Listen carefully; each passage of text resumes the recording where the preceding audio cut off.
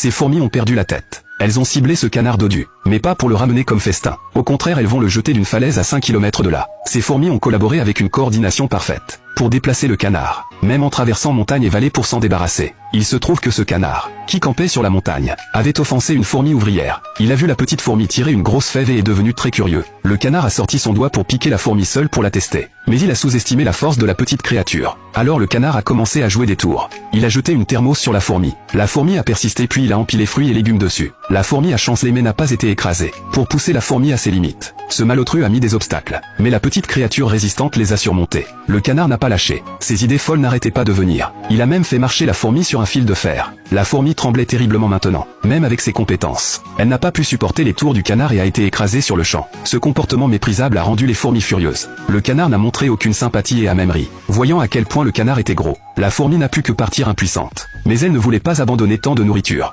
Alors elle a couru excitement vers le nid, ne voulant pas manquer ce délice. La colonie n'avait pas mangé de gâteau depuis longtemps. Elles ont pensé que la fourmi mentait. Ce n'est que quand la fourmi a perdu la tête et a commencé à trembler qu'elle a attiré l'attention du capitaine. Elle n'avait pas mangé de frais depuis des années. Entendant parler de quelque chose de délicieux, le chef a été motivé et a sonné l'alarme. Ensuite l'armée de fourmis a déferlé comme en pleine opération militaire. Le canard inconscient ronflait encore. L'équipe d'exploration est arrivée sur les lieux et a grimpé dans le panier pour commencer à travailler. Mais le canard a tourné et les a bloqués. Pas grave, la force et le nombre ne sont pas des mots vides grâce à la collaboration. Elles peuvent accomplir n'importe quoi de fou. Alors elles ont traîné le canard à travers collines et autres obstacles, essayant de s'en débarrasser. Le but simple était de le secouer et de voler sa nourriture. Le canard a enfin réveillé furieux. Il a chargé avec colère du bas de la falaise au sommet. Voyant sa nourriture être volée, il a eu une crise de colère. Mais ces fourmis bougent tellement vite que le canard a toujours échoué. Leur collaboration était parfaite. Chaque mouvement était planifié mais inattendu, comme des tactiques de tueurs. Surtout quand elles ont marqué un panier à 3 points contre un amateur. Le canard a eu un crise en essayant de la saisir. La seconde suivante, il a aussi perdu ses vêtements. Le canard en colère a pris des pétards.